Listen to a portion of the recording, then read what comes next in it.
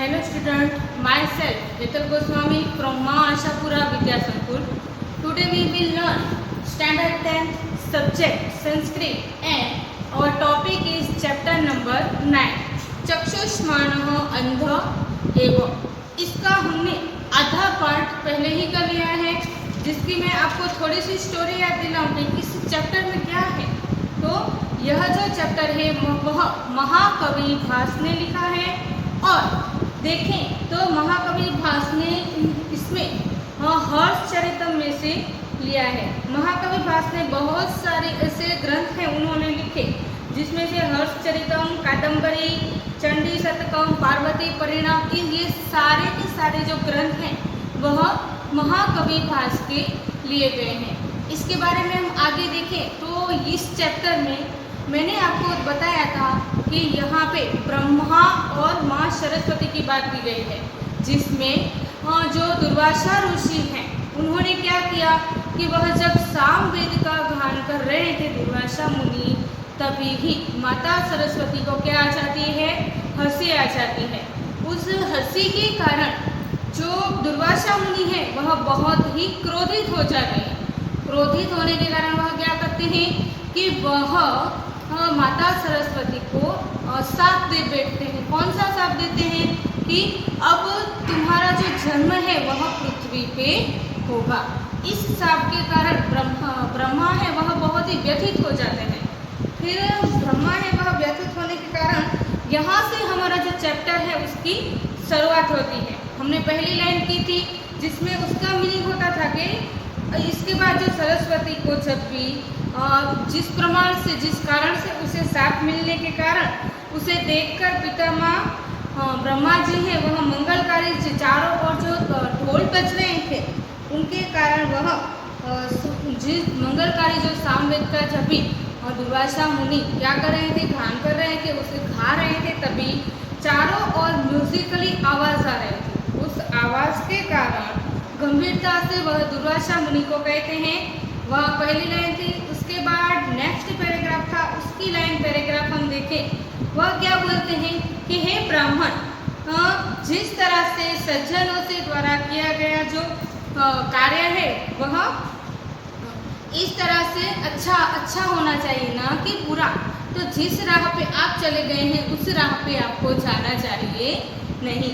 Next line हम देखें तो उसके पीछे से वह मार डालता है। क्या कहते हैं कि जिस तरह से आपने जो कार्य किया है, आपका गुस्सा है वह जायज़ है, पर अगर आपको इस तरह से किसी को भी आप इस तरह से शाप दे नहीं सकते हैं तो आपको यह कार्य है वह करना चाहिए नहीं। आगे देखिए तो इंद्रिय रूपी जो घोड़े होते हैं उनको उड़ाने में जिस तरह से वो घोड़े हैं वह ज़मीन पर दौड़ते हैं, तभी जो इस नीचे से ज़मीन में से क्या आता है, जो रजे जो धूल है वह उड़ती है। उसी तरह अगर वो धूल आँख में गई तो क्या होगा, हमारी आँखें बहुत दूर तक देख पाती नहीं है। नेक्स्ट देखें तो शुद्ध बुद्धि वाला जो होता है, जो शुद्ध बुद्धि वाला होता है वो क्या राइट है, उसके लिए क्या राइट चॉइस है और क्या अच्छी चॉइस नहीं है, उसकी बात यहाँ पे की गई है। नेक्स्ट देखें तो प्रकृति का विरोध करने में पानी और आग जिस तरह से धर्म और क्रोध जिस तरह से कार्य करते हैं, ऐसी वृत्ति है, ऐसा कार्य है, ऐसा मन है, वह आपका होना चाहिए। नेक्स्ट हम देखें तो क्या कहते हैं कि प्रकाश को जिस तरह से प्रकाश को छोड़ने के लिए अंधकार है, जिस तरह से सूर्य है वह सुबह को आता है पर जब भी उसका टाइम होगा तो वह भी चला जाता है, तो इसी तरह क्या कहें एक समय तो प्रकाश का भी निश्चित है। तो आपका ऐसा जो गुरूर है वह इस तरह से क्यों दिखा रहे हैं।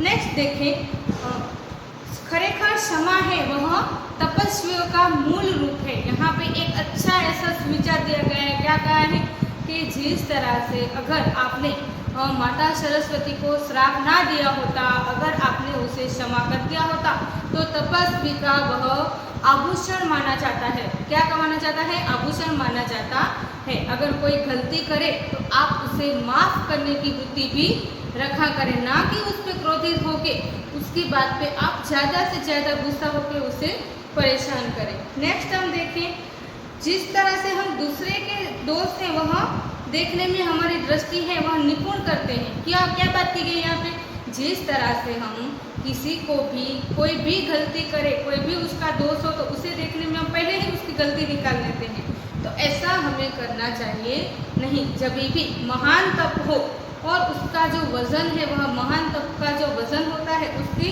जो वृत्ति है, उसका जो कार्य है, उसका जो वजन है, उसका वेट है, वह हमसे ऊपर है। जिस तरह से उसका वजन है हम ले पाए, उसी तरह से हम उसका कार्य करना चाहिए। अतिशय क्रोध, जिस तरह से बहुत सारा गुस्सा है, वह गुस्सा हुए मानवीयों के लिए आंखों को होने के कारण भी वह अंध माना जाता है। यहाँ पे क्या कहा है, बहुत अच्छी लाइन की गई है। जिस तरह से अगर कोई कितना भी होशियार मानवी क्यों न हो, पर अगर उसे अपने गुस्से में अगर वो कंट्रोल न कर पाए तो वह मानवी कहलाने के लायक ही नहीं है। चक्षुष्मान अंध है, वो हमारा मेन हेडिंग है। यहाँ पे क्या बात की है ये कि अगर उसकी आंखों होने के कारण भी वह अंध माना जाता है। डियर स्टूडेंट, हमने यहाँ तक किया था। आज हम नेक्स्ट लाइन देखें।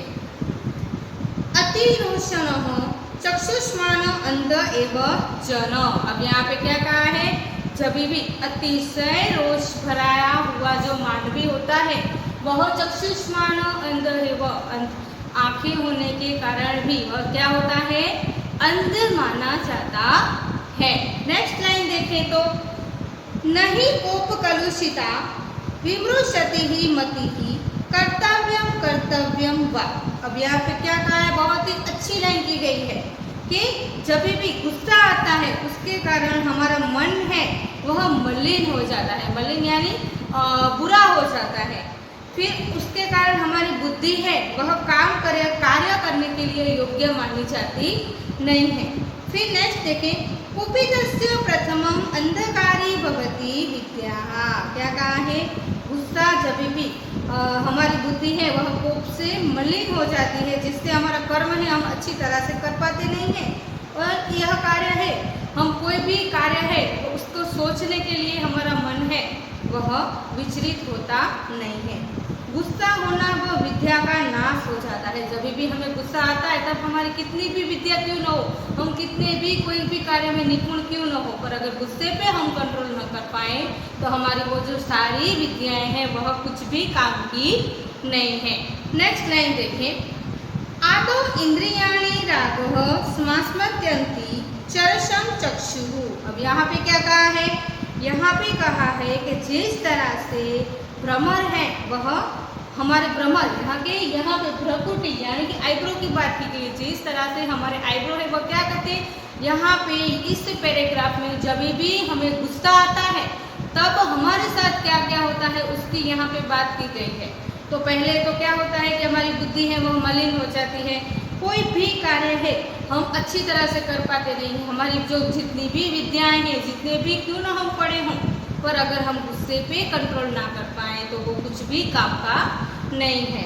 नेक्स्ट हम देखें तो क्या कहा है यहाँ पे कि शुरुआत में जिस तरह से हमारे आईब्रो हैं वह जब भी हमें बहुत गुस्सा आता है ना तब हमारे आईब्रो में वह हिलने लगते हैं। नेक्स्ट देखें तो इसके कारण शुरुआत में हमारा आसक्ति यानी हमारी जो आइस है वह रेड कलर की हो जाती है। इंद्रियां हैं, इंद्रिया हमारी जो अंदर नसें होती हैं उसकी यहाँ पे बात की गई तो उस पर हमारा कार्य है वह हो नहीं पाता है। जिस तरह से इंद्रियां हैं वह बहुत ही अंदर सुसुप्त हो जाती है, उसके कारण क्या होता है हमारे आईब्रो से हमारी आई से वह रेड हो जाती है, आईब्रोज ऐसे हिलने लगते हैं। नेक्स्ट इस तरह से हमारी आँख को भी वह रेड कर देते हैं। फिर नेक्स्ट देखें, आरंभे तपोगलति पश्चात स्वदेश लीलम पूर्वम अयसः स्फुरति अंतरम अधरः। अब यहाँ पे क्या कहा है, यहाँ पे कहा है जिस तरह से हम तप को खा जाते हैं, हमारा कोई भी कार्य है हम अच्छी तरह से कर पाते नहीं हैं, गुस्से को हम खा जाते हैं तो उसके कारण हमारे शरीर में क्या आता है, परसेवा आता है, जिस तरह से आता है। फिर नेक्स्ट देखें तो इसके कारण पहले अपयस और निचला होठ, हमारा जो नीचे का होठ है वह एकदम फफड़ने लगता है, एकदम हिलने लगता है। तो जिस तरह से हमें गुस्सा आता है उसकी याद बात की गई है कि जैसे जैसे लक्षण हमें गुस्सा आता है तब होते हैं उसकी बात की गई है। तो ब्रह्मा है वह दुर्वासा को बताते हैं यह बातें हैं। वह ब्रह्मा किसको बताते हैं? दुर्वासा को बताते हैं।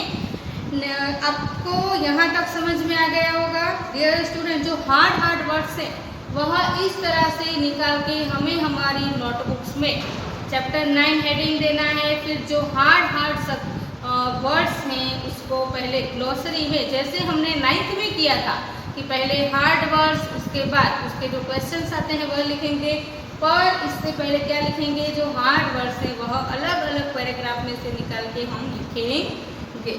नेक्स्ट वीडियो में हम आगे के चैप्टर के बारे में पढ़ेंगे। तब तक के लिए आप इसे घर पे रिवाइंड करते रहिए। Thank you very much.